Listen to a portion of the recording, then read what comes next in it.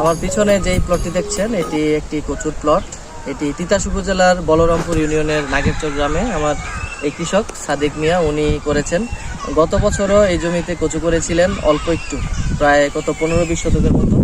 এবছর গত বছরের ফলনে সন্তুষ্ট হয়ে এবছর উনি 1 বিঘা জমি ভালো আছে, তবে সামান্য কিছু ত্রুটি রয়েছে যেটা আমরা পরামর্শ দিলে ঠিক হয়ে যাবে।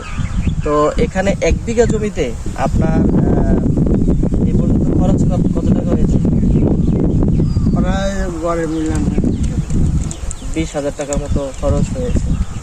আচ্ছা, তাহলে এখন আপনার বর্তমান কাজ হচ্ছে এটাকে প্রপার পরিচর্যা করা। হ্যাঁ, আর এখন তো লতি আসছে নাকি?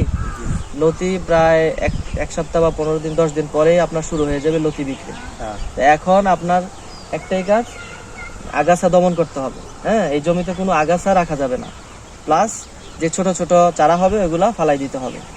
হ্যাঁ, আর এখন 10 থেকে 15 দিন পর পর কিছু হালকা পরিমাণে ইউরিয়া সার দিতে হবে, যেন আপনার লতির প্রোডাকশনটা বাড়ে। এবং চারাটা যদি আরেকটু বড় হয় তাহলে আপনার প্রত্যেক লাইনের যে মাটিটা প্রত্যেক গোড়ায় 2 সাইডে দিয়ে দিতে হবে। কথা বুঝছেন? জমিটা খুবই ভালো হয়েছে এবং আরো সামনে ভালো হবে। আর যে কোনো সময় পরামর্শ দিতে আমরা তো আছি, সময় সময় এসে দেখে যাব আর জানাবেন। কেমন? ধন্যবাদ।